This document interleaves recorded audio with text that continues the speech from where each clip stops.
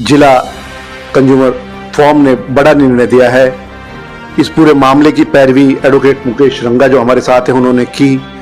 15 लाख रुपए का जो कॉस्टिंग है वो लगाई गई है चिकित्सकों के ऊपर, डिपार्टमेंट के ऊपर। तो पूरे मामले को विस्तार से हम जानेंगे। 12 तारीख को रात को वो सिविल हॉस्पिटल में जाके एडमिट हो जाते हैं। एडमिट होते हैं, डॉक्टर बताते हैं वहाँ पे जो डॉक्टर ऑन ड्यूटी थे कि भाई पेशेंट ठीक है, इनको एडमिट कर। लेबर रूम में उनकी डिलीवरी कराने की कोशिश की जा रही थी। मेरे क्लाइंट कहते हैं कि वो कहीं ना कहीं प्रिपेयर नहीं थे उस टाइम के। डॉक्टर मौके पर मौजूद नहीं हुए मेरे पेशेंट को देखने के लिए, इसलिए मेरे पेशेंट को पुष्पांजलि हॉस्पिटल में ले जाया गया। डीसी रेवाड़ी और इसमें CMO Rewari, SMO gynaecology, doctor Nisha gynaecologist, doctor Pratima MO, GH Rewari, chief nursing officer.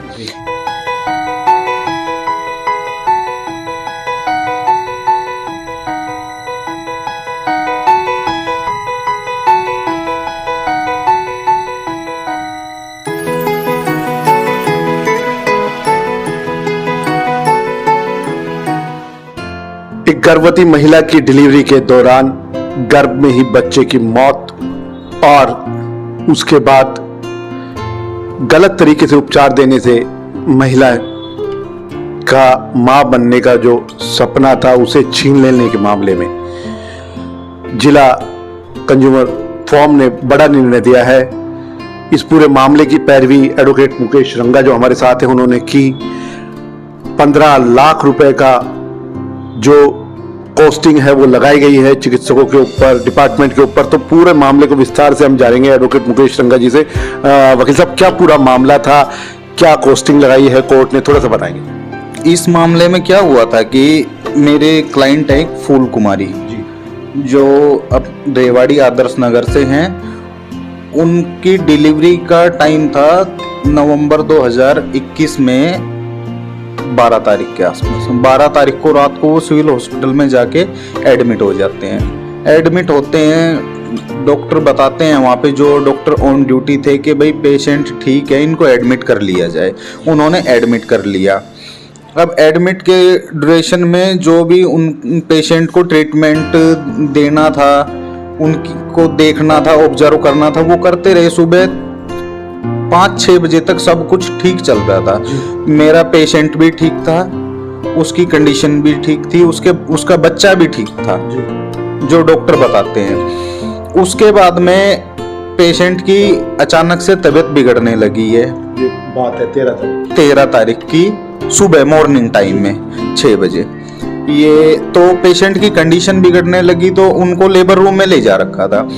Labour room में उनकी डिलीवरी कराने की कोशिश की जा रही थी। मेरे क्लाइंट कहते हैं कि वो कहीं ना कहीं प्रिपेयर नहीं थे उस टाइम पे। तो स्टाफ की तरफ से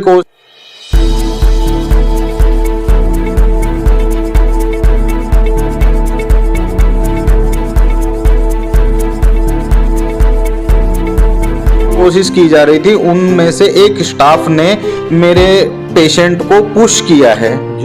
पुश किया है तो उस टाइम पे उनके बच्चे की हार्ट बीट रुक गई है और उनकी यूटेरस जो कि बच्चादानी होती है वो रप्चर हो गई है।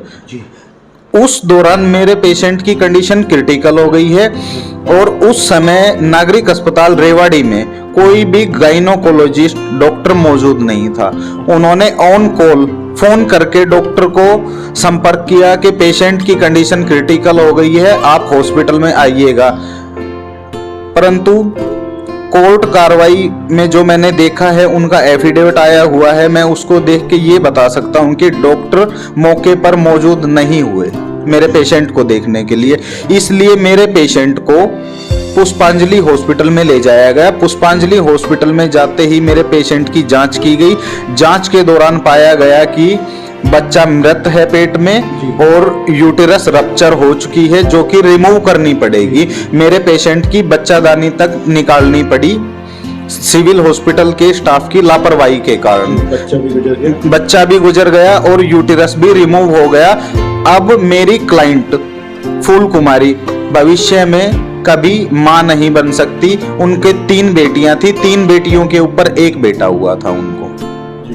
तो अभी क्या कंज्यूमर फोरम ने क्या पूरा जुर्माना लगाया है? अभी कंज्यूमर फोरम ने सिविल हॉस्पिटल रेवाड़ी के ऊपर 15 लाख रुपए का कंपनसेशन किया है। वो कंपनसेशन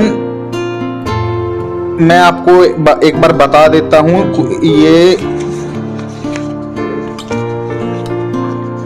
डीसी रेवाड़ी जी।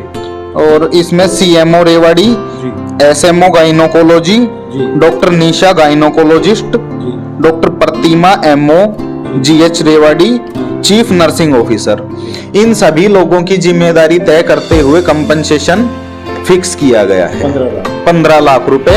और जिस दिन से केस फाइल हुआ है उस डेट से लेकर डिसीजन की डेट तक विद 9% इंटरेस्ट देना होगा।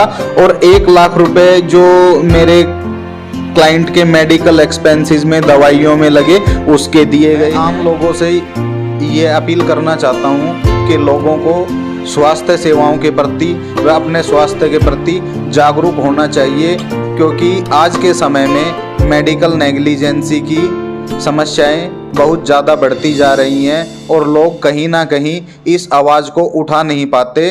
तो मैं पुनः अपील करता हूं कि मेडिकल नेग्लिजेंसी से संबंधित कोई भी समस्या हो तो लोगों को जागरूकता फैलानी चाहिए और इसका पुरजोर विरोध करना चाहिए, कानून का सहारा लेना चाहिए।